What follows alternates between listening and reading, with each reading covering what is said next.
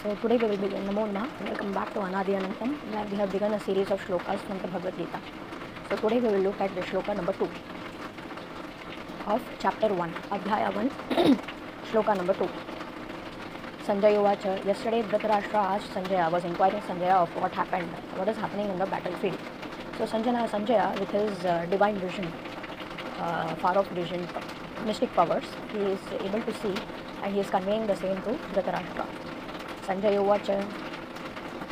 दृष्ट्वा तु पाण्डवानीकं व्यूढं दुर्योधनस्तदा आचार्यम् उपसंगम्य राजा वचनमब्रवीत्.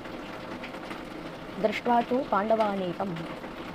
So दृष्ट्वा, after seeing पाण्डवानीकं, the soldiers of the Pandavas, who vyudham, arranged in the military phalanx, or arranged the way, because when we are ready for war we make formations, right?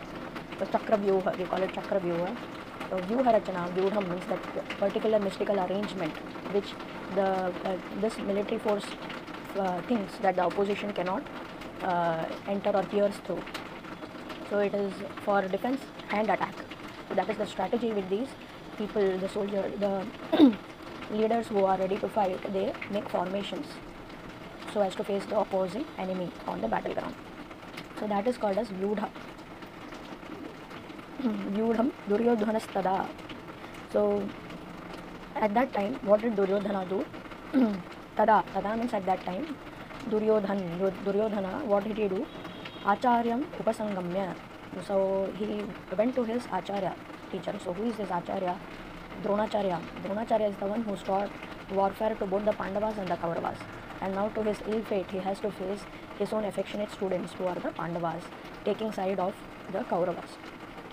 So Dhritarashtra, who is the first among the Kauravas, he went up to his teacher, Acharya, Acharyam Upasangamya, Raja, who is the Raja? Duryodhana. Raja here means Duryodhana. Raja, Vachanam Abravi. So words he spoke, such. So Duryodhana, which means Drishtva tu Pandavanikam Vyudham Duryodhanastada Acharyam Upasangamya Raja Vachanam Abravi. So after viewing the Vyudha, or formation, mystical formation of the Pandavas on the battlefield, Duryodhana went up to his Acharya, Dronacharya, and said the following words. So here comes the shloka number 3. Pashyetam Panduputranam Acharya Bhatim Chamum Vyudham Drupadaputrena Tava Sishyena Dhimata. So Dhritarashtra is speaking to his Acharya and asking him to or seeking his attention on a very important point. What is that? Pashyatam, look, O teacher. Panduputranam, look at the sons of the Pandu scheme. Look at the Pandavas. Mahatim Chamum. Mahatim means great. Chamum, military force. Look at their great military formation. Vyudham, again, so the military formation. Drupada Putrena. So King Drupada has taken the side of Pandavas. Drupada Putrena, by the sons of Drupada. Tava Shishyena. So King Drupada, when he knew that Dronacharya is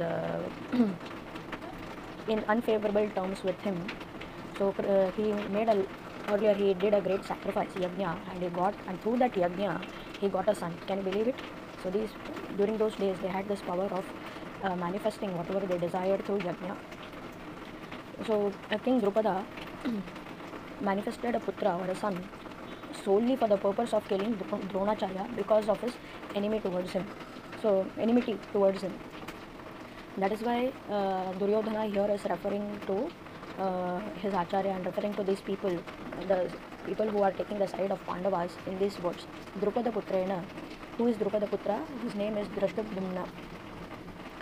So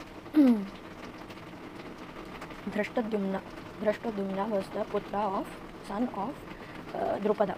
And now look at this. Tava Shishyena.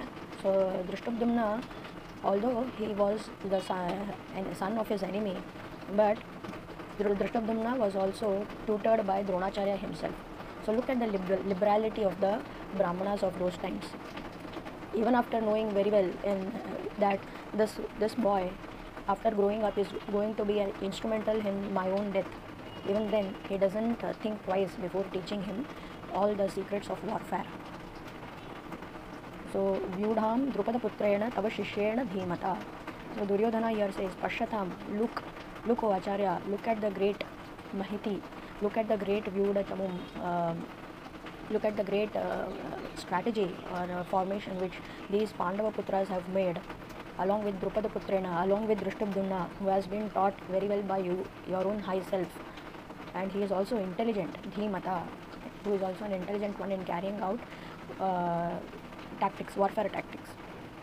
So this is what Duryodhana is calling his guru's attention, his teacher's attention to this important point. So what he wants to convey is, see, we are on the battlefield, so please don't be lenient or show any kind of affection, whatever you may be having personally towards Pandavas. You have taken my side, and please make sure that you are going to give your 100% expertise and skills only to me, and not your favor to the Pandavas, even for a small iota measure. So that is what he is trying to convey, and before that he is trying to draw his attention respectfully towards whatever is the scenario there. So he is saying, please look at how intelligent and great formations the Drishtabdumna has done for the Pandavas, because he has been your own Shishya and he has been tutored by you. So these are the two shlokas for today, shlokas 2 and shloka 3. In the next video we will carry on further. Namo Namah.